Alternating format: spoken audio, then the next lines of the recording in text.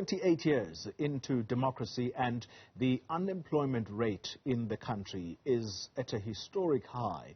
Joblessness continues to burden young South Africans, with 64.4% of those between the ages 15 and 24 unemployed. Now, one organization, it's called YouthBuild South Africa, is upskilling young unemployed people. Joining me now to talk about this program, we speak to YouthBuild Director Oupa Tshabalala. He speaks to us from Johannesburg. Mr. Tshabalala, before we talk about what exactly it is that you offer to young people in order to upskill them, let's talk about this crisis of youth unemployment. A number of speakers, whether you talk unionists or you talk business people, including politicians, they will tell you that it is a recipe for disaster, and perhaps a clearest example of that was the amount of these very young people who were at the forefront of what we saw when the July unrest erupted in South Africa last year. Your assessment of where things are, do you agree with that assessment that with young people unemployed, many of them unemployed, the country risks instability? Good morning, Koli, and to the viewers at home. South Africa is sitting on a time bomb. We are a ticking time bomb. When it comes to issues of youth unemployment, we are actually not doing that well. And in fact, a lot of analysts have talked about how young people that are unemployed and sitting idle at home are easily influenced to be part of a lot of activities that result in getting our country to become unstable. A lot of these young people are recruited into crime syndicates. A lot of these young people are recruited to sell drugs in the streets of our townships. And a lot of these young people continue to, to be part of the problems that we see in terms of infrastructure vandalism that persists in our country. So therefore, it is important that something is done about this issue of youth unemployment. I mean, statistics speak volume in terms of unemployment of young people. 65.5% of young people in South Africa are unemployed, unengaged, not in any form of training at all. This is the need group of young people. Yeah. Something really needs to be done in this case. And many of them, we are told, have become despondent. And this is where your organization comes in. It's called YouthBuild South Africa. What is it that you do for these unemployed youth?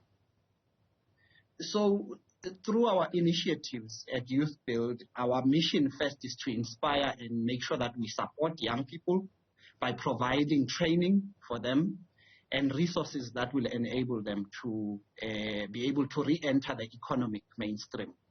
We do that by providing vocational training in specifically building and civil construction and ceiling and drywall construction trades. We also provide some training as well in hospitality to young people that are in the TVET colleges. And we work with the TVET colleges that we partner with to link these young people to employment opportunities within the hotel industry.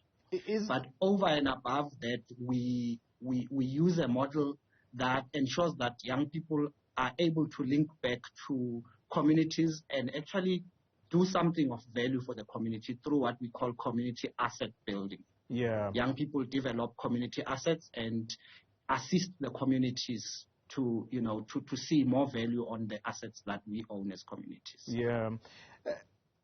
Let me ask you this question, and please don't be surprised by it. Do you have a cutoff age when it comes to the people that you deem young people, and therefore you can assist in trying to upskill them so that they can be employable? The reason I ask that question is that you will find a 34-year-old who's never seen the door of a company or who's never been employed in their lives since they were born. And that kind of a person, in terms of trying to skill them first of all, or even change the mindset that I am now a working person? Of course, we sit with a persisting challenge of lack of opportunities and barriers for young people, in particular our people who come from disadvantaged communities.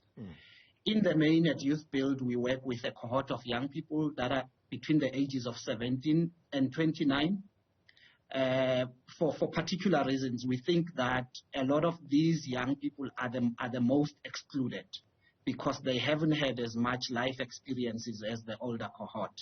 But you are quite correct in saying that there are also a number of young people above 30 who have actually not had a lot of opportunities. We do accommodate those young people in our programs up to the age of 35, especially in our National Youth Service initiatives, where we work with community organizations, CBOs and NPOs, that provide opportunities for service for these young people so that they can be able to gain experience while they serve their communities.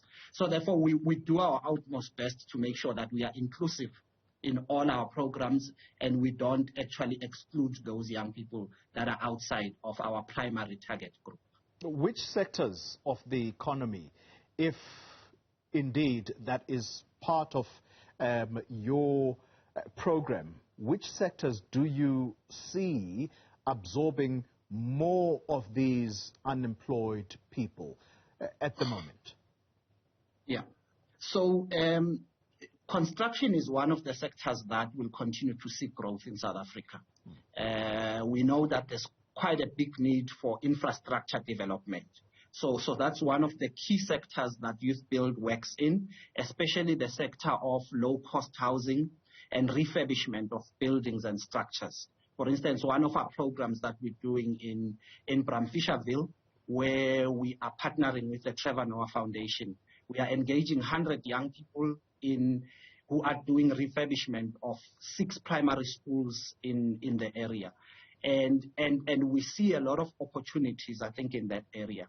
The other area that will continue to see growth is the sector of hospitality and tourism.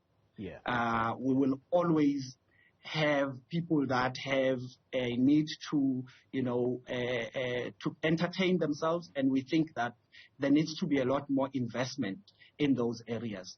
There's also an untapped area of energy efficiency as well. South Africa has a lot of energy challenges at the moment. And YouthBuild South Africa is actually thinking through some of the partners in terms of how we can best be able to tap into that space to enable young people to play a meaningful role in assisting our communities to deal with issues of energy efficiency. Yeah. Final question to you, sir. And it has to do with whether or not these young people you train must have some form of qualification or at least a school leaving document that is a matric certificate. Do they need to possess that? Is that a prerequisite if you are to assist them?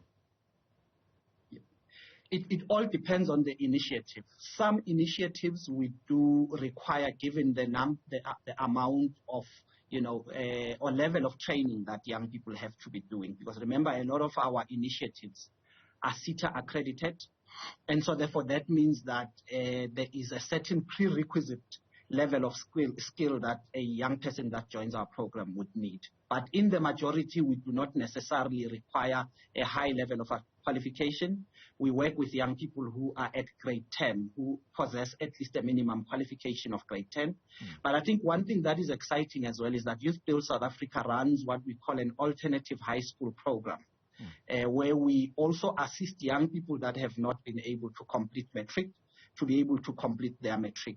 And this program assists us to be able to actually help this cohort of young people to gain confidence, to have a better understanding of what is required for them to be able to, join industry for job opportunities, but we also prepare them to be able to, join the informal industry through entrepreneurship.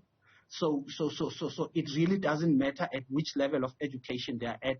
It also depends on what initiatives at that moment that we are doing.